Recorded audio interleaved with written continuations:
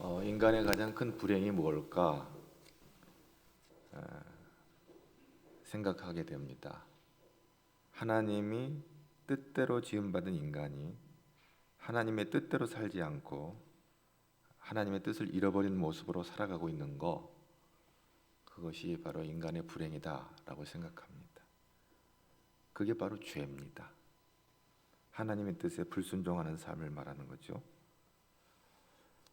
정말 소망이 없어요. 이런 인간을 위해서 하나님께서 하신 일이 있습니다. 요한복음 3장 16절 말씀 너무나도 잘 알고 있죠. 하나님이 세상을 이처럼 사랑하사 독생자를 주셨으니, 우리 소망이 없는 우리 인생들을 향하여 하나님께서 준비하신 것은 독생자입니다. 독생자를 주셨다. 이 주셨다라고 하는 말은 이 디도미란 말이에요. 디도미. 누가복음 2장 24절의 말씀을 보면 예수님께서 이 땅에 오셔서 이제 아기 예수께서 정결 예식을 치르기 위해 예루살렘 성전에 올라오게 되어집니다. 누가복음 2장 22절에 보면 모세의 법대로 정결 예식의 날이 참에 아기를 데리고 예루살렘에 올라가니 이는 주의 율법에 쓴 바 첫 해에 처음 난 남자마다 주의 거룩한 자라 하리라 한 대로 아기를 주께 드리고 또 주의 율법에 말씀하신 대로 산비둘기 한 쌍이나 혹은 어린 집비둘기 둘로 제사하려 함이더라. 여기서 제사하려 함이더라. 디도미는 제물로 드리는 것을 표현합니다. 그러니까 예수님께서는 제물이 되시기 위해서 오신 것이요. 독생자를 주셨다. 디도미. 바로 누가복음 2장 24절에 집비둘기 둘로 제사하려 함이라. 그러니까 바로 제물로 드려지는 그 예수님에 대한 얘기가 이제 신약에 나오죠. 신약의 히브리서 9장 12절에 보면 염소와 송아지 피로 하지 아니하고 오직 자기의 피로 영원한 속죄를 이루사 단번에 성소에 들어가셨느니라. 구약의 제사는 짐승의 피를 가지고 대속을 받는데 그런 염소나 송아지 피가 아니라 예수의 피로 단번에 영원한 속죄를 위해서 성소에 들어가셨다 이렇게 말씀하고 있죠. 예수님의 살림이 얼마나 비난했는지 그 비둘기를 들여서 정결예식을 취했다고 하는 것을 보면 알게 되어집니다. 대부분 뭐 일반적으로 염소나 양이나 송아지, 소 이렇게 잡아서 큰 부자들은 이제 소를 가지고 제사를 드리는데 가난한 사람들은 비둘기는 가장 값싸고 쉽게 구할 수 있는 건데 그 비둘기를 쪼개서 제사를 드리는 거예요. 그래서 히브리서 10장 10절에 보면 이 뜻을 따라 예수 그리스도의 몸을 단번에 드리심으로 말미암아 우리가 거룩함을 얻었노라. 그렇습니다. 디도서 2장 14절에 그가 우리를 대신하여 자신을 주심은 우리에게 주셨다고 그랬잖아요. 모든 불법에서 우리를 속량하시고 우리를 깨끗하게 하사 선한 일을 열심히 하는 자기 백성이 되게 하려 하심이라. 하나님의 아들이 되고 딸이 되게 하시려고 당신을 우리에게 주셨다. 이렇게 말하고 있습니다. 어디서 주셨나요? 베드로전서 2장 24절에 친히 나무에 달려 그 몸으로 우리 죄를 담당하셨으니 이는 우리로 죄에 대하여 죽고 의에 대하여 살게 하려 하심이라. 그가 채찍에 맞음으로 너희는 나음을 얻었나니. 바로 주께서 징계를 받으셨는데 나무에 달려서 그 몸으로 우리의 죄를 담당하셨다. 이 나무 쿠실론이라고 하는 것은 일반적인 나무 트리도 되고 있지만 이 신약 시대에 이 쿠실론은 십자가를 의미하는 것으로 그들은 인식을 했습니다. 우리를 구원하시기 위해서 십자가를 지시고 우리의 모든 죄를 속량하신 예수 그리스도를 하나님께서 우리에게 보내주셨습니다. 디도미 해주셨습니다. 그래서 오늘 10장 7절 말씀을 우리 다 같이 한번 보겠습니다. 그러므로 예수께서 다시 이르시되 내가 진실로 진실로 너에게 말하노니 나는 양의 문이라. 이스라엘에서 가장 많이 기르는 가축은 양입니다. 그래서 이스라엘 사람이면 누구나 양에 대해서 잘 알고 있습니다. 이스라엘은 이 비가 많이 오는 지역이 아니기 때문에 늘 건조하고 마르죠. 1년에도 몇 달간 그렇게 건조한 기간이 오래 지속이 되어집니다. 그래서 물이 귀하고요, 또 풀이 귀합니다. 그래서 목자들은 양들을 먹이기 위해서는 그 풀을 찾아 광야를 다니게 되는 것이죠. 그리고 밤이 되면 임시 우리를 만들어서 양들을 집어넣는데, 대부분 이 양을 키우는 목자들이 여러 가정들이 이렇게 같이 이렇게 움직일 때가 있는 거예요. 그러면 우리를 함께 사용합니다. 공동 우리죠. 그 목자들은 번갈아 가면서 불침번을 정해서 그 양들을 지키는 거예요. 문 앞에서. 바로 이때 강도나 맹수들에게 양을 빼앗기는 일들이 빈번했기 때문에 그 양들을 우리에다가 딱 쳐서 양들을 보관하는 거죠. 잘 안전하게 지켜주는 것이죠. 그러므로 목자들에게는 이제 일단 임시지만 그래도 튼튼한 우리가 필요하고요. 거기다가 양들이 들어가 있는 우리의 문을 하나 이렇게 딱 달려 있는 것이죠. 양도 그 문으로 들어가고 목자도 그 문을 향해서 들어가서 양을 돌보는 것입니다. 밤이면 목자는 그 양 우리의 문 앞에다 자리를 깔고 거기에서 눈을 붙이는 거예요. 양들을 또 지키면서. 예수님께서 바로 자신을 바로 이 문이라고 말씀하고 있는 것입니다. 이는 성도가 예수님을 통해서만 들어가고 나올 수 있고요, 거기에 안전하게 보호받고 또 필요한 것을 제공받을 수 있는 것입니다. 9절에서 예수님이라는 이 문을 통하여 들어가면 구원을 얻게 된다고 하십니다. 우리 9절 말씀 또 한번 볼까요? 시작.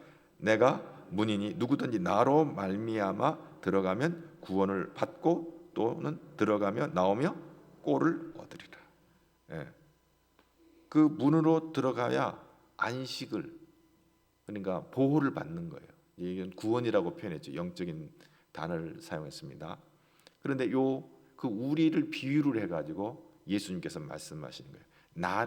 내가 문이다. 나로 들어가야 니들이 보호를 받고 안식을 얻게 된다. 그런 말의 의미가 있죠. 내가 문이니, 그 울타리에 그 문을 지금 연상케 하는 거잖아요. 내가 문이다 이 말이에요. 그래서 누구든지 나로 말미암아 들어가면 구원을 받고 또 들어가며 나오며 꼴을 얻으리라. 꼴이 뭘까요? 꼴은 목자가 양들에게 제공하는 먹이예요. 이건 물론 풀을 뜯어 먹이지만 또 준비된 먹이단 말이죠. 성도가 예수님을 통하여 들어가야 구원을 얻고요, 그리고 모든 일에 예수님을 통하여 들어오고 나오면서 필요를 공급받는 것입니다. 영적인 문제와 또 먹고 사는 이 육신적인 문제의 모든 열쇠는 우리 주님의 손에 있는 것입니다. 이 영적인 문제, 오늘 여기는 구원을 얻고 또 꼴을 얻으리라 그랬어요. 영적인 것과 육적, 구원은 영적인 것, 꼴은 육적인 것이 될 수가 있겠습니다. 여러분, 오늘 우리가 늘 기도할 때마다 예수의 이름으로 우리가 구원을 얻는 것이죠. 그리고 우리가 무엇을 하든지 간에 예수의 이름으로 구하죠. 여러분, 기도할 때도 그러잖아요. 예수의 이름으로 기도하는 거예요. 우리가 영적인 거라고 해서 육적인 것을 구하지 않는 것은 아니죠. 여러분, 예수의 이름으로 여러분은 문제가 있거나 여러 가지 인생의 질고나 또 뭐든 살아가면서 부닥치는 많은 문제를 놓고 하나님 앞에 기도합니다. 우리가 사실 예수 이름으로 구원받지만 여러분 그래요. 나는 기도하는 사람이라 하면 굉장히 영적으로 보이잖아요. 기도하는 사람이야 이렇게 하면 영적으로 보여요. 근데 그 기도의 내용을 보면 육적인 것이 많아요. 그렇잖아요. 뭘 먹어야 되나, 뭘 마셔야 되나, 뭘 입어야 되나, 몸이 아프면 하나님 고쳐주세요. 우리 아들 좋은 학교 가게 진학 문 열어주세요. 대학을 졸업해서 취업의 문 열어주세요. 좋은 짝을 만나서 시집장가 가게 해주세요. 이런 것들이 대부분 보면 영적인 거라고 보다는 이 세상 살아가는 꼴이에요. 육적인 것들이에요. 근데 예수 이름으로 구하잖아요. 여러분 그래요? 하나님, 제가요 너무 요즘 기도 생활이 게을러졌어요. 하나님 제 안에 열심을 주세요. 제가 예배에 집중을 못해요. 제가 하나님을 찬양하는 일에 너무 소홀해요. 내가 말씀을 보는 일에 너무 게을러졌어요. 그것 때문에 안타까운 마음으로 기도합니까? 이런 것은 비교적 영적인 것들이거든요. 요즘 이제 비대면 예배를 드리다 보니까 자꾸 이렇게 성전으로도 멀어지다 보니까 마음도 이렇게 교회에서 멀어져 가는 거예요. 그걸 안타깝게 여기서 주님, 제가 할 수만 있으면 주일 평일이라도 아니면 새벽이라도 빈자리에 가서 하나님 기도하게 해주세요. 제가 자꾸 주의 성전에서 멀어져 가요. 그걸 안타까워서 나의 영성을 갖고 하나님 앞에 기도하는 분도 있고요. 기도한다고 다 영적인 것만 하는 건 아니지만 대부분 기도하지만 기도 안에 육적인 요구가 많은 것을 보게 되죠. 어찌 하든 간에 우리는 예수의 이름으로 우리는 영적인 것이나 육적인 것이나 공급을 받게 되는 것입니다. 그럴 때 살게 되는 것이죠. 근데 문제가 있어요. 10절 말씀 한번 볼까요? 시작. 도둑이 오는 것은 도둑질하고 죽이고 멸망시키는 것뿐이요 내가 온 것은 양으로 생명을 얻게 하고 더 풍성히 얻게 하려는. 여기 도둑이 뭐예요? 사단이에요. 사단. 오늘 이 신약 시대, 이 신약 교회에서는 사단이에요.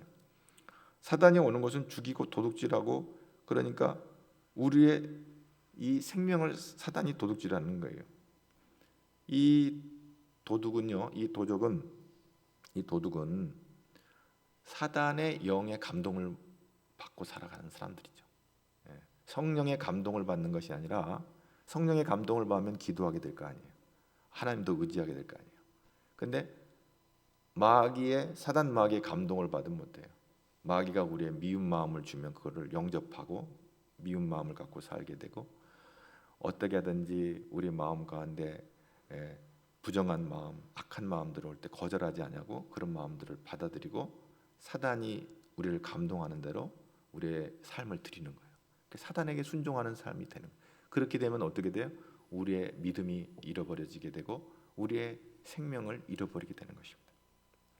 바로 이러한 도둑질하는 것, 그 하나님의 유업을 도둑질하고 우리를 죽이고 멸망시키고 우리를 지옥 가게끔 하는 거예요. 그 마귀의 역사예요. 이 도둑이 우리를 아주 하나님과의 친밀한 교제에서부터 멀어지게 하고 하나님과 관계를 끊고 교회에서 떠나가게 하고, 뭐 한 번 정도 예배 안 드리면 뭐 그 한 번이 두 번 되고, 뭐 좀 기도 뭐 좀 이제 좀 한가할 때 하지 뭐.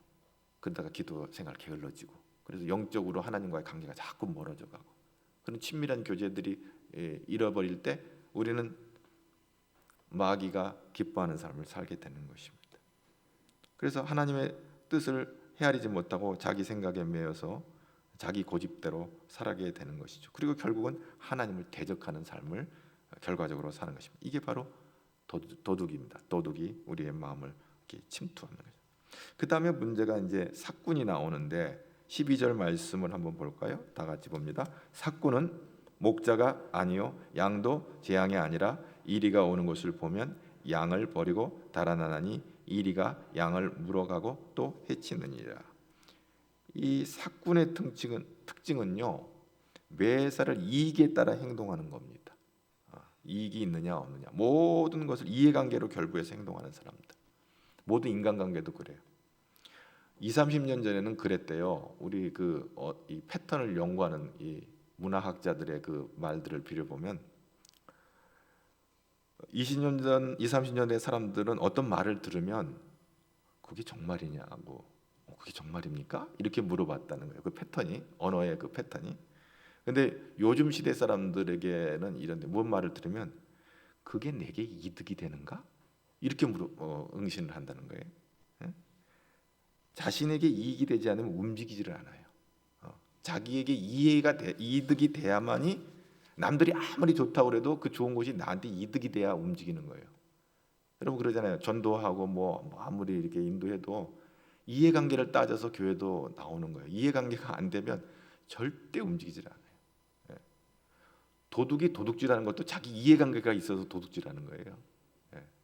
참 묘한 일이 아닐 수가 없습니다. 남에게 유익을 주는 것에 관심을 두기보다는 그 사건이나 그 일들이 나에게 이익이 있느냐 없느냐에 따라서 내가 반응을 하는 거예요. 이익이 있으면 행동을 하는 것이죠.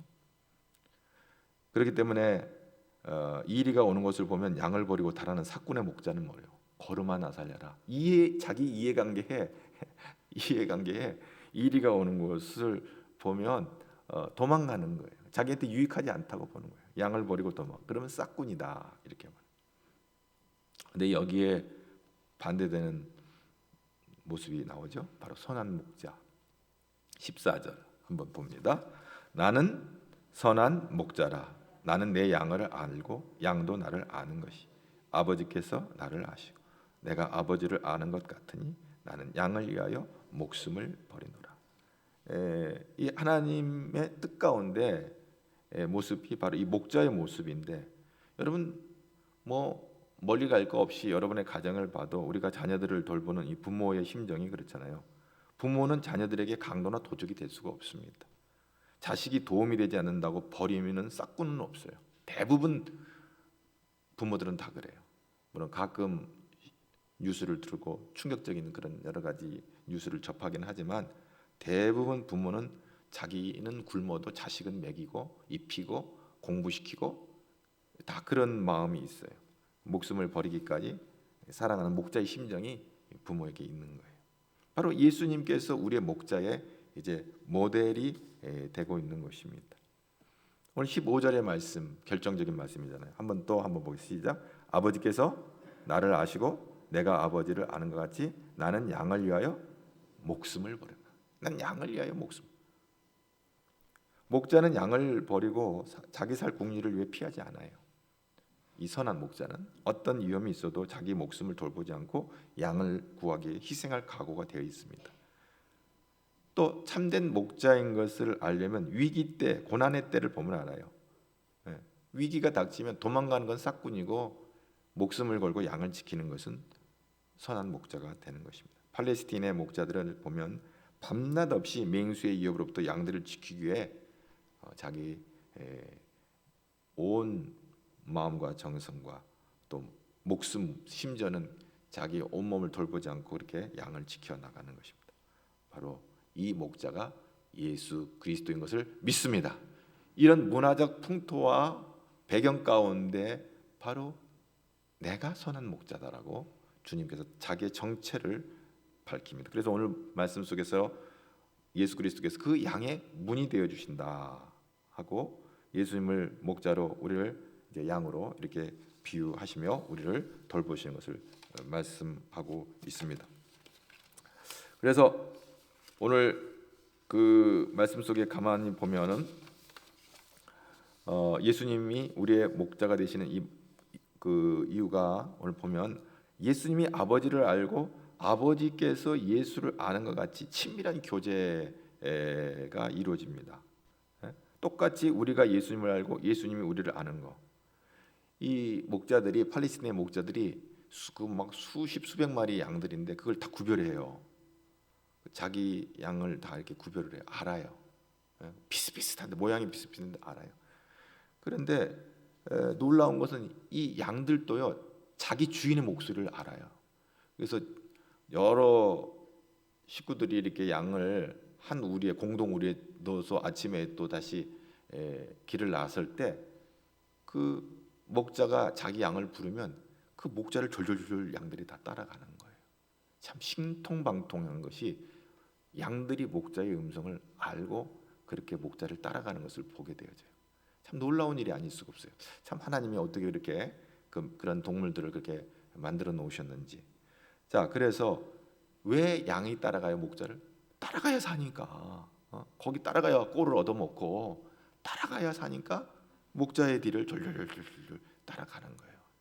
참 감사한 일이죠. 사도 바울은 자기 인생의 목표를 이렇게 두었어요. 십자가에 못 박히신 그분을 아는 것이 당신의 목표였어요. 그분을 얻고 그 안에서 발견되기 위해 나는 나의 모든 캐리어가 배설물로 여겨진다 그래도 그는 난 후회할 것이 없다. 그래서 오직 내가 예수를 알기를 원하는 그런 간절함이 사도 바울에게 있었던 것을 봅니다. 그것은 그 예수님과의 친밀한 교제 가운데 이 사도 바울이 들어가는 것이었죠. 그리고 또 이제 하나 더 우리가 또 생각할 것은 이제 오늘 이 요한복음 이 10장에는 이 목자에 대한 이야기 나오는데 그 27절에 보면 내 양은 내 음성을 들으며 나는 그들을 알며 그들은 나를 따르니라. 주님이 앞서가면 양은 목자의 음성을 듣는 거로 그 목자이신 주님을 따라가는 거예요. 그래서 시편 23편에 보면 다윗이 여호와는 나의 목자시니 내게 부족함이 없으리로다. 그가 나를 푸른 풀밭에 누이시고 쉴만한 물가로 인도하시는도다. 내 영혼을 소생시키시고 자기의 이름을 의의 길로 인도하신다라고 이렇게 다윗이 하나님의 도우심을 찬양하는 이 시편입니다. 사실 다윗이 직업이 목동이었어요. 목자였단 말이에요. 자기도 양을 키우는. 그래서 그 양을 해하려고 달려오는 짐승들을 물맷돌로 쫓아내면서 아버지께서 그 양을 잘 돌보라고 맡긴 그 직임을 잘 감당하는 목동이었어요. 그래서 다윗이 그 목동이었을 때는 목동의 심정으로 하나님은 나의 목자십니다. 이렇게 고백을 하는 것을 보게 됩니다. 근데 사실 다윗은 왕이었잖아요. 그 다음에 왕이 되잖아요. 왕이 되었을 때 시편에서는 어떻게 고백을 해요? 자기가 왕이면서도 불구하고 하나님은 나의 왕이십니다. 시편을 보면 그런 말씀이 많이 나와요. 여호와는 나의 왕이십니다. 나의 주이십니다. 이렇게 고백을 하는 거예요. 목자였을 때는 주께서 나의 목자가 되십니다. 자기가 왕이 됐을 때는 주님이 나의 왕이십니다. 나는 당신의 종입니다. 또 목자일 때는 주님은 나의 목자고 나는 당신의 양입니다. 이렇게 다윗이 고백을 합니다. 하나님과 이 친밀한 교제 가운데 하나님과 동행하는 삶을 살았고, 그래서 그 안에서 다윗은 풍성한 생명을 누리고 체험한 사람이 됩니다. 내게 부족함이 없으리로다. 다윗에게 이 부족함이 없는 까닭은 목자이신 여호와께서 공급해 주셨기 때문에 이런 고백을 드리게 됩니다. 그가 나를 푸른 풀밭에 누이시며, 여러분이 뭐 혹시라도 성지순례를 가신 분들이 이스라엘 땅을 밟아보신 분들은 아시겠지만 이스라엘이 그렇게 푸른 초장이 많지를 않아요. 그런데 이런 푸른 풀밭으로 누이신다는 말이 어색할 정도예요. 그러나 사망의 뜨거운 태양을 피하여 쉴 수 있는 이 그늘진 곳, 휴식할 수 있는 그런 어떤 그 공간도 인간이 만들어낼 수가 없는 거예요. 그냥 하나님의 은혜가 아니면 저 사막 같은 팔레스틴 땅에서 살기가 쉽지가 않아요.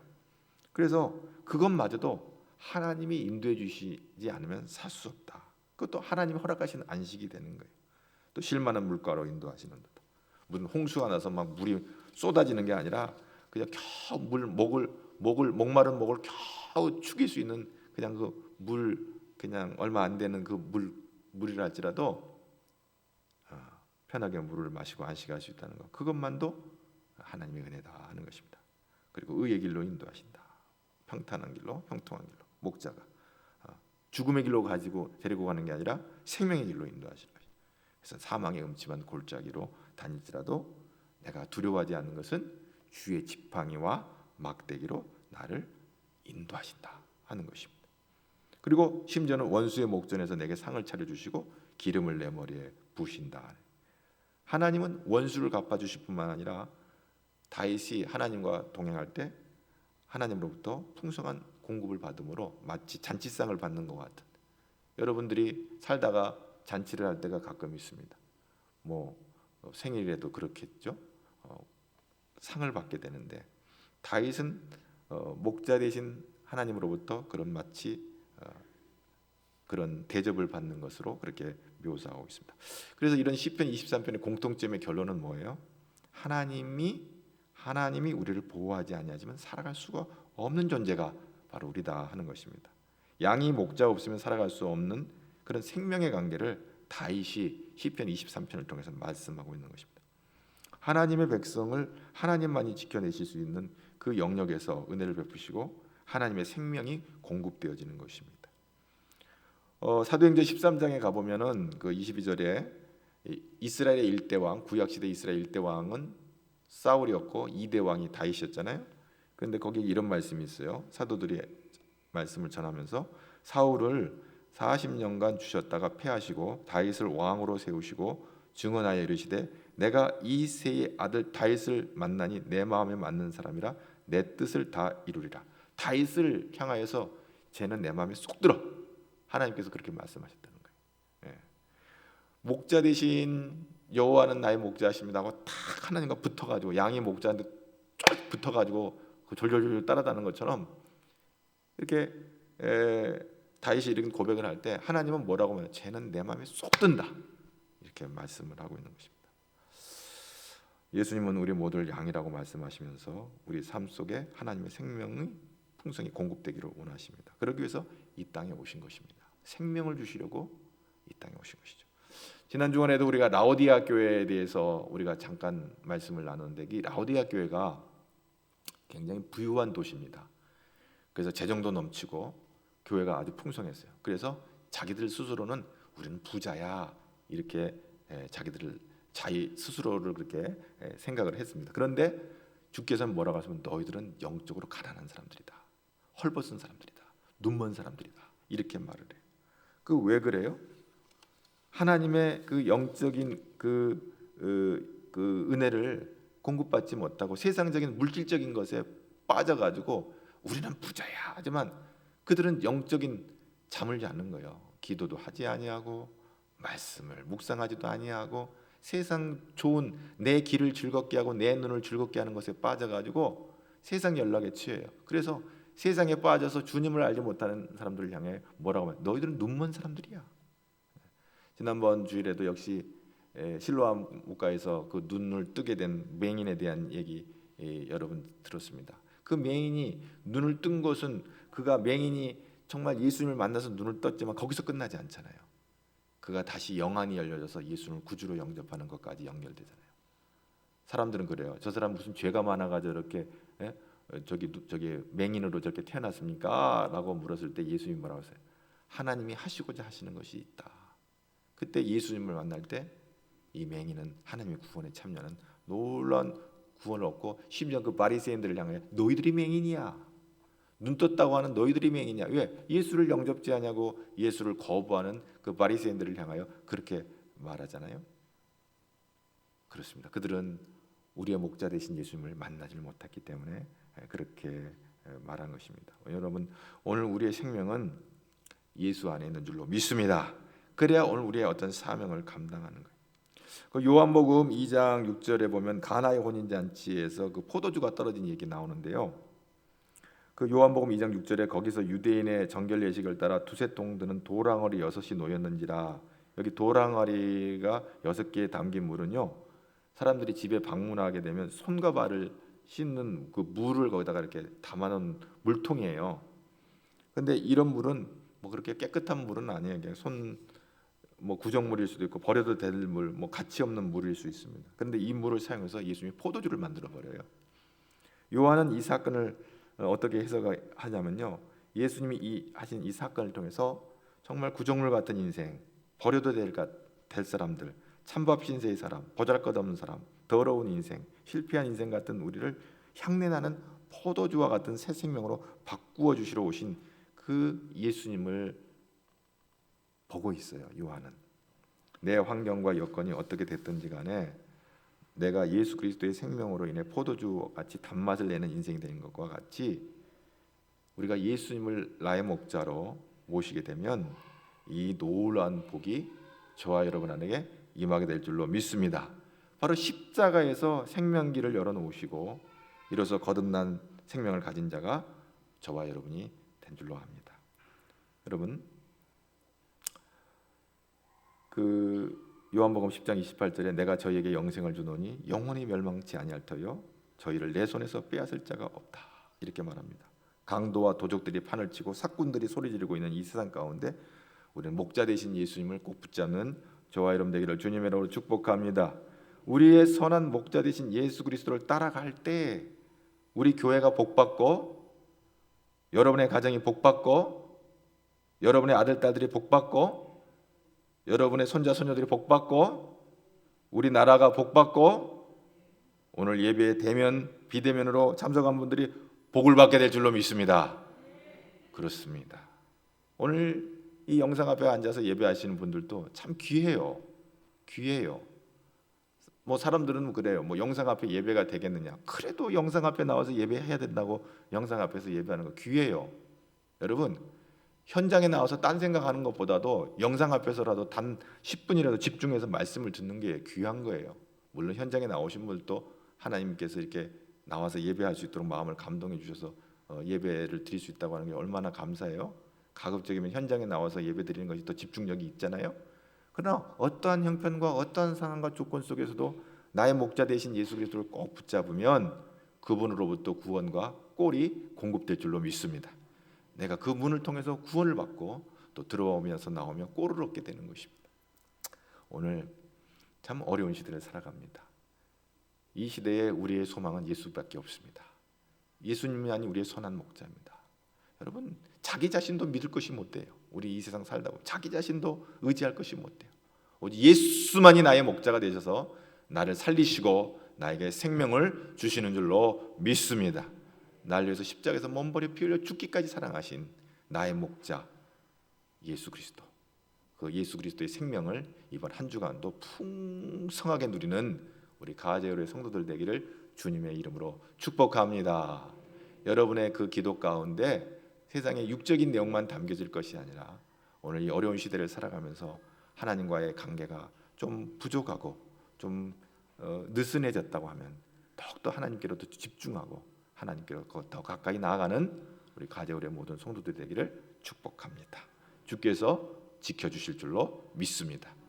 하나님, 우리의 목자 되신 주님, 참으로 우리를 살리시려고 당신의 목숨을 내려놓기까지 선한 목자로 우리에게 오심을 감사합니다.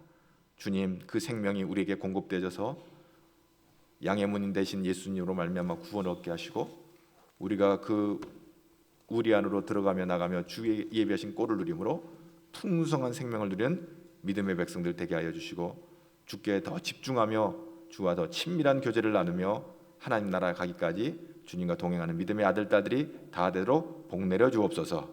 예수님 이름으로 기도하옵나이다. 아멘.